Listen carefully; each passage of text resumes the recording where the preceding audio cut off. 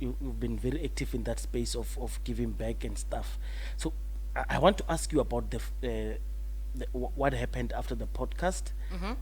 But let's just start with this one, the Hammanskraal issue. Yeah. So what did you get there, and what did you find? When Who was ate the money? Sputa went in? Because you started chowing that project money while Sputa was in The office. project money, if you can check it, it was stolen by the DH, not the ANC. The rave. Ready to then give you that. We wrote to National Treasury, they said go ahead.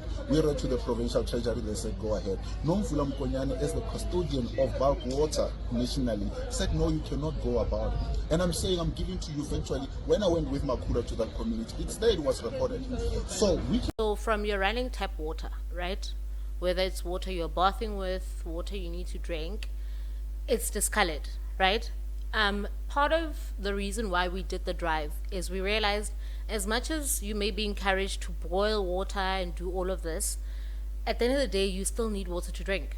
And People of consider Hammanskraal, I don't know if I should say they were the ones to blame, but I think they control their own narrative because the fate is in their hands. It has been proven that the ANC, provincial and national, have the capacity to come in and solve their problem. The DA, this time, let's give them credit. During Sulim Simnga's time, they tried. I mean, he even spoke to David Makura. They went on site. They went to do everything. But do you know who stopped it? Nomvula Mokonyane. And down the years, what has happened is a situation has happened now that people have died. So it took the ANC, I mean, Ramaphosa admits himself, it took the ANC 31 people to die for them to come to the party and apologize to the people in Hammanskraal. Is this what they want? Are they going to vote for them? Factually to you, I'm putting things that are factual to you. I'm saying to you, we went out factually to the market to then say, is the appetite? There was appetite. There were two companies that came back and said we can do a turnaround, a key, what do you call a 10 key strategy for you. From fixing from Royval up to Temba. We are ready. We have done research. We are ready to then give you that. We wrote to National Treasury, they said go ahead. We wrote to the Provincial Treasury, they said go ahead. Mokonyane, as the custodian of bulk water nationally, said no, you cannot go about it. And I'm saying I'm giving to you virtually. When I went with Makura to that community, it's there, it was recorded.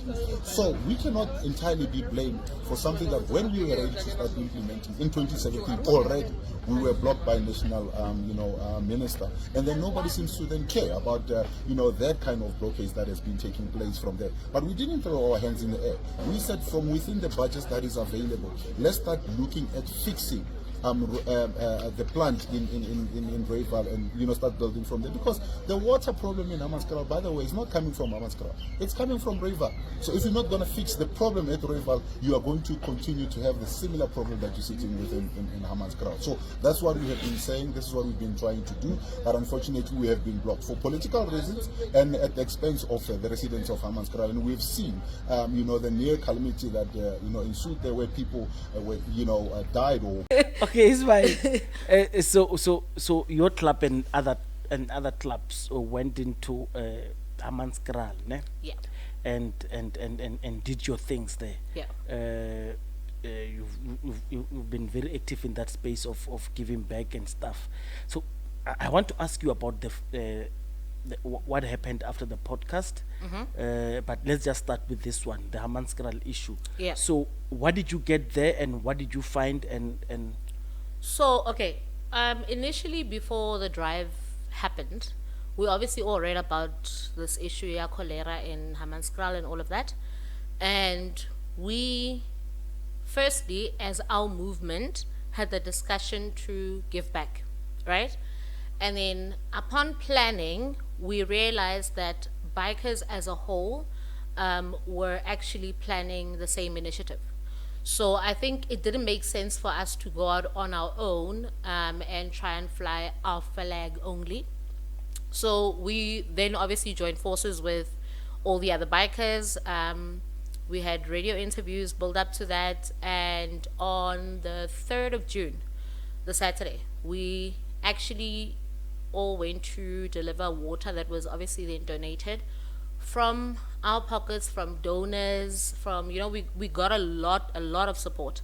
And we went and delivered the water. So we went to 3 drop-off points. Initially, we went to, I just can't remember the names of all of them, but I know we went to an orphanage first. Then we went to a secondary school. Where in Hammanskraal is this? It's closer to Temba. That's like the names of these places okay, and it's things fine. like they slip my mind, but it's not far from Temba. I think we linked up at like Jubilee side, and then we went and did all of these drop-offs. So there were trucks, there were vans packed with water. It was insane. And the nice thing is you saw unity amongst bikers because there was a chain, 2 lanes, and everyone was just passing water to the next person, and that was just going down the line to get dropped off. There was so many bikers, and I think we realized how much we can do when we come together. So yeah, it was a great initiative. Although obviously it doesn't fix the problem completely, but That's what I want to Yeah. talk about. So, what is the problem with the water? Besides the projects, I know the project delays and stuff. Yeah. So there's an outbreak of cholera in Free State province.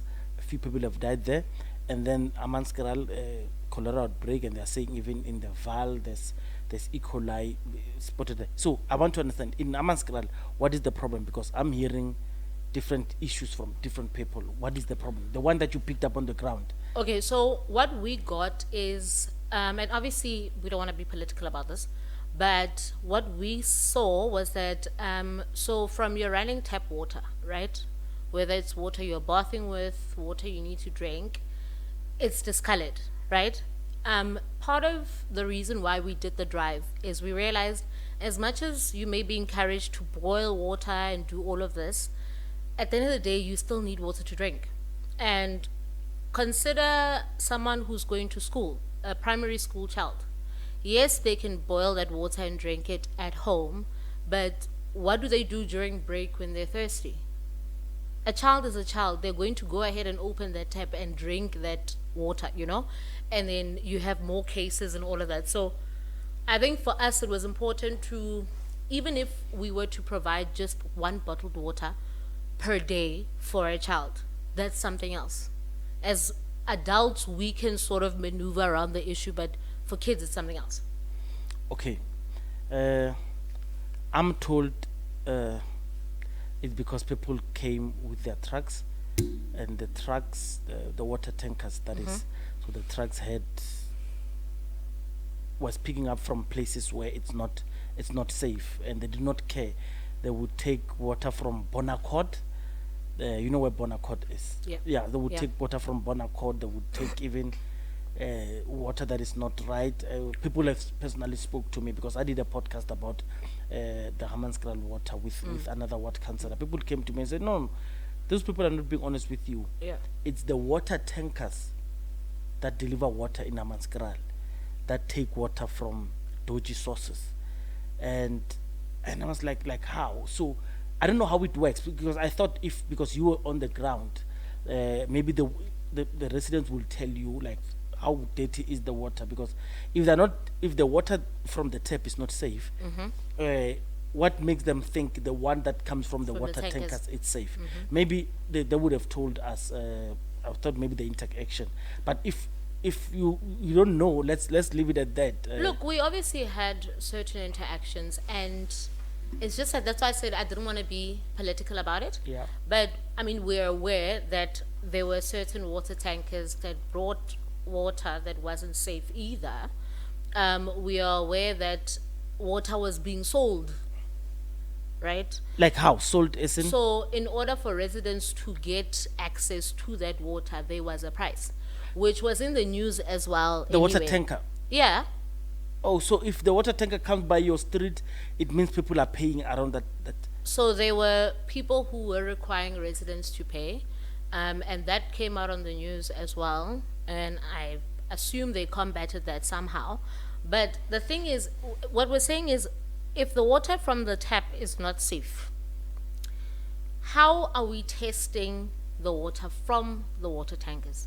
Because yes, you can provide us with water from somewhere else, But what is the process to test that water before you provide it to people? And that's what we're not getting clarity on.